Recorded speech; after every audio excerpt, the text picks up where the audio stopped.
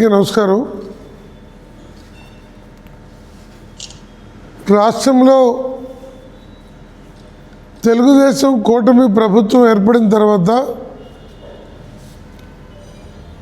గత 5 సంవత్సరాల కాలంలో ఆర్థిక వ్యవస్థ, పాలనా వ్యవస్థ, పోలీసు వ్యవస్థ ఈ 3 కూడా పూర్తి స్థాయిలో నిర్వీర్యమైపోయినాయి.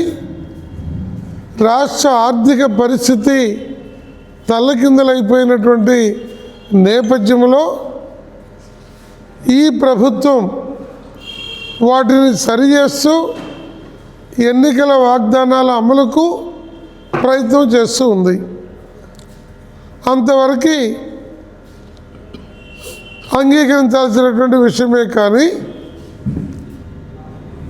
ఈ ప్రభుత్వం గత ప్రభుత్వ కాలంలో ఏవైతే చెప్పిందో వాటిని అమలు జరిపే విషయంలో తాత్సారం చేయటం, అది ప్రభుత్వానికి నష్టకరం, పరోక్షంగా ప్రజల్ని మోసం చేసినట్టుగా కనపడుతుంది.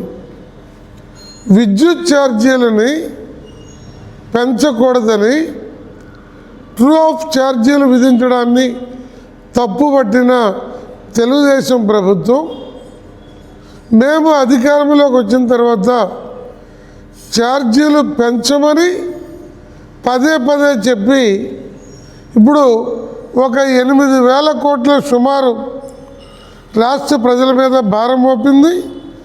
మరో 11,000 కోట్లు భారం వేయడానికి రెగ్యులేటరీ అథారిటీ పేరుతో ప్రయత్నం చేస్తూ ఉన్నారు. ఇది చంద్రబాబు గారు వాగ్దాన భంగంగా అవుతుంది.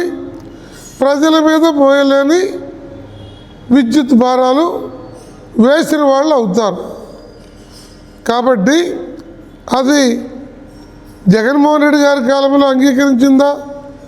రెగ్యులేటరీ అథారిటీ అలాంటి నిర్ణయం చేసిందా? రెగ్యులేటరీ అథారిటీ రాష్ట్ర ప్రభుత్వానికన్నా పెద్దది కాదు. రాష్ట్ర ప్రభుత్వం వేసిన ఒక చిన్న ఏర్పాటు. అందువల్ల డొంక తిరుగుడు పద్ధతిలో ఛార్జీలు పెంచడం ఉపసంహరించుకోవాలని చెప్పి సిపిఐ పార్టీగా రాష్ట్ర ప్రభుత్వానికి విజ్ఞప్తి చేస్తున్నాం.